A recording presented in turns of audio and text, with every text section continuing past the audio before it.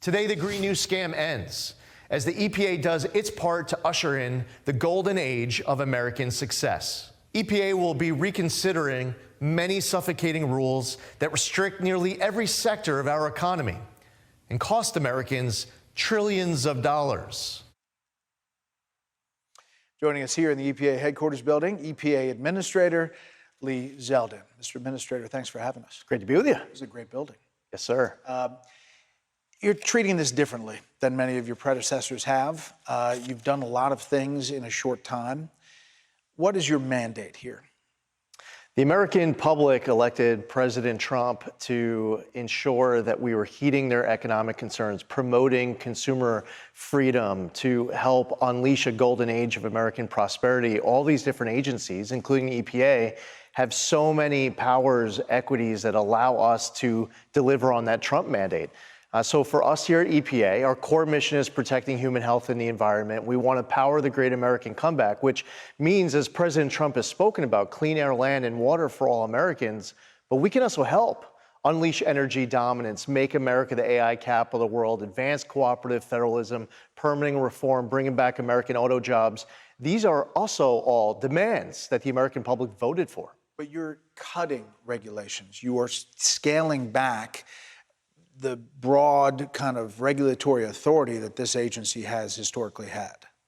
A lot of regulations in the Biden EPA in 2023 and 2024 were essentially deciding between either protecting the environment or growing the economy. There's like a binary choice. If we want to protect the environment, we have to strangulate the economy. We need electric vehicle mandates. We need to put the coal industry out of existence. We need to get rid of all sorts of baseload power and ramp up intermittent sources of power like wind, as if that's a substitute for baseload power. It was an approach to regulation that wasn't voted on all of these times by Congress. Instead, it was bureaucrats at an agency deciding what was the best for America. And the American public revolted against that last November. So let's talk about the EPA proposing to rescind the 2009 finding that greenhouse gases threaten to endanger public health and welfare. What is this endangerment finding, and how will rolling it back affect American families? 2009, the Obama EPA got quite creative in analyzing the Clean Air Act, specifically Section 202. They said that carbon dioxide,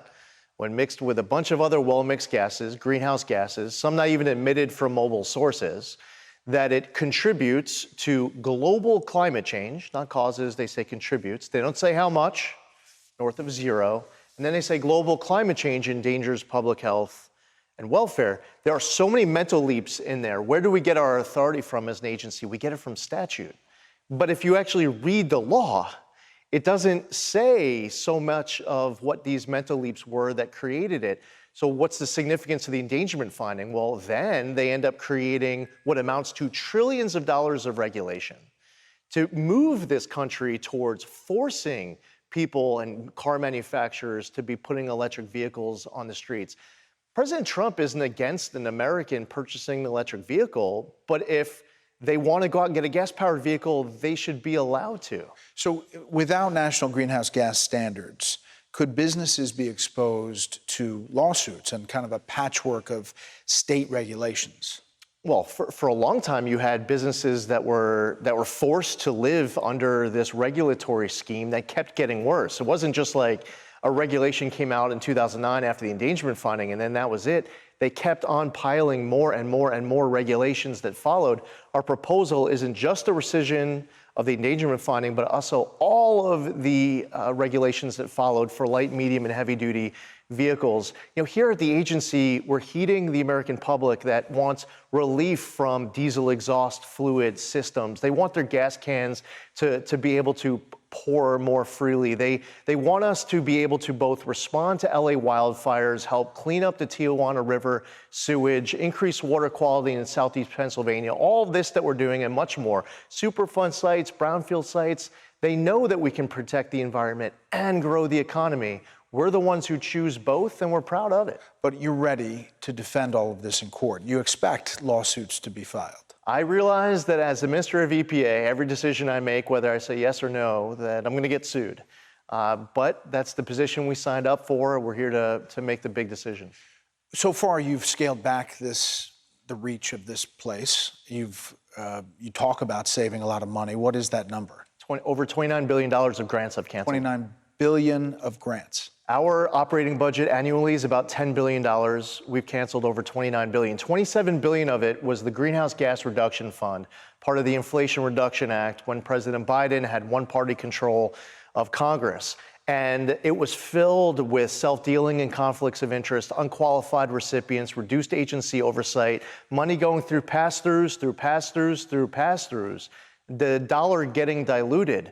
And if the argument is going to be made that a dollar should get spent to remediate an environmental issue, then spend it on remediating an environmental issue.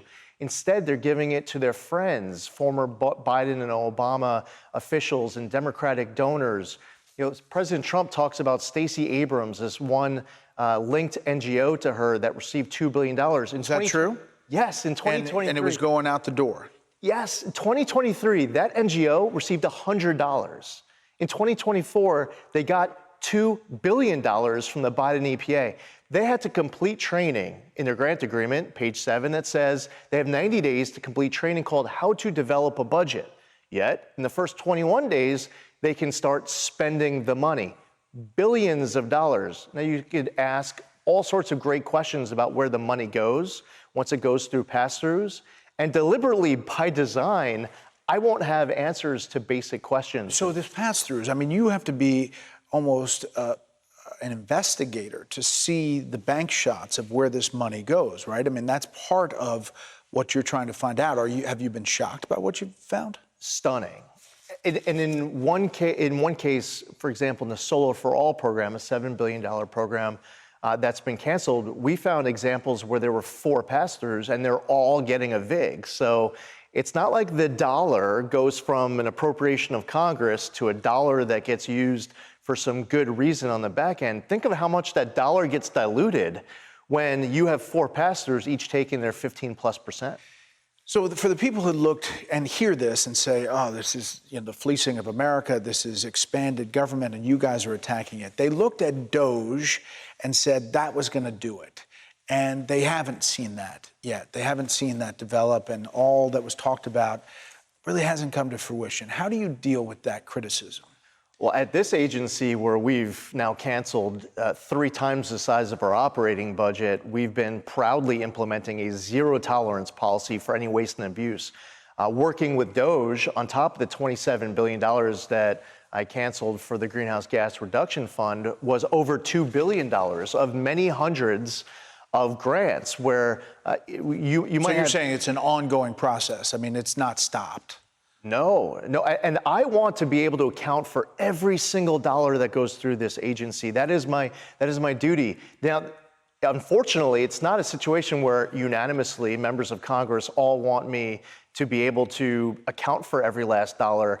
There are members of Congress, when I was appearing before the Senate EPW committee, people like Senator Whitehouse or Senator Schiff or Senator Markey, insulted by the fact that we are digging deep and exposing all of this corruption, all this waste and abuse.